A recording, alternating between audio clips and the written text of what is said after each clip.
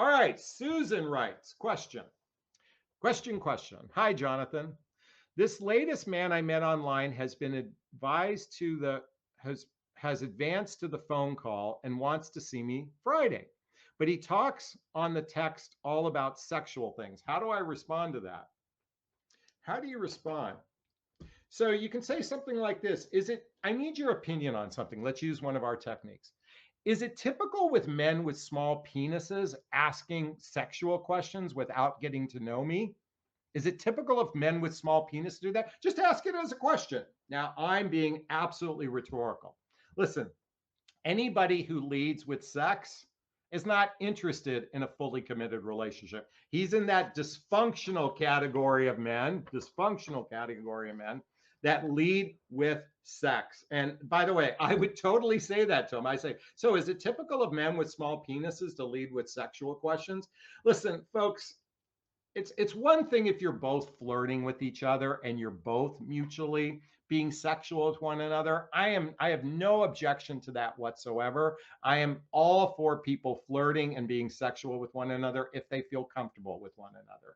What I'm not a big proponent of is one person leading with sex and the other person isn't. So sometimes you got to smack a dog in the nose by putting it out there. Like, what the fuck are you doing, asshole? I mean, really? Do you think that works? You could block his phone number too. That's another thing. And you could do the polite ladylike thing. Thank you so much. I don't appreciate that line of questioning kind of thing. But sometimes assholes need to be smacked upside the head. I know I was once smacked upside the head, not literally, figuratively, and it actually woke me up. So by the way, I'm being totally tongue in cheek here, but you could say, hey, is it typical of men with small penises to lead with sexuality? I wouldn't meet the guy, but that's just me. Thank you so much for that question. I really appreciate it, and I hope it helped. All right.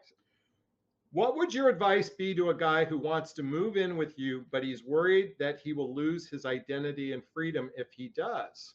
Great question. Folks, I'm a big proponent.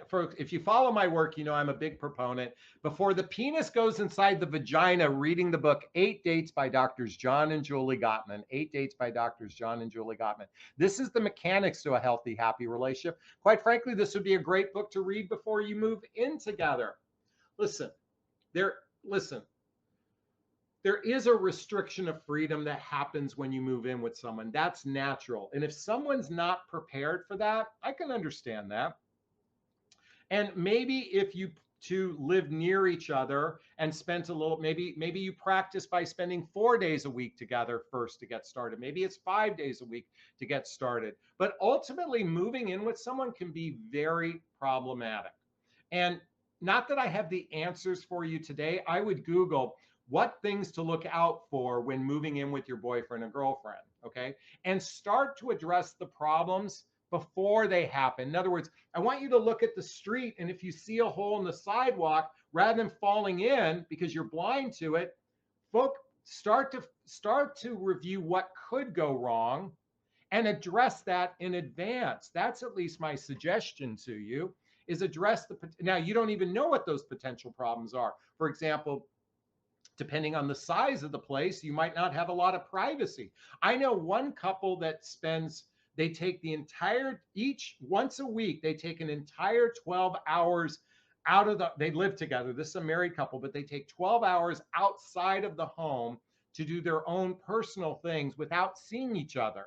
And no text messaging, no telephone calls in between. One person has a hobby that they do. Another person has their yoga. I think they're a yoga instructor or something like that. My point is they build it into the fabric of their relationship so they have their alone time, and that's critically important as well. In fact, this is one of the reasons why a lot of couples are doing what's called living together apart. In other words, they're not moving in together, but they find homes very close to one another, so they still have their own pad so they can chill, and yet they spend quality time together as well. You have to do what's right for you, but you might want to Google living together apart. You might want to talk about what the potential problems could be, address them in advance, because the worst thing to do is go in there naively going, and this is what you ladies so terribly do. But Jonathan, if we just love each other, magic fairy dust will make it all work out. Folks, magic fairy dust doesn't exist.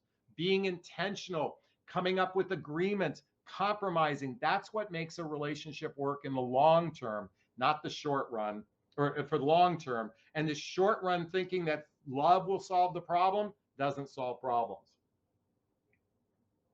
Love is the icing on the cake of a relationship. At least that's my opinion anyway. Do you agree with me? Hit that thumbs up. All right, Coco, thank you for that question. I really appreciate it.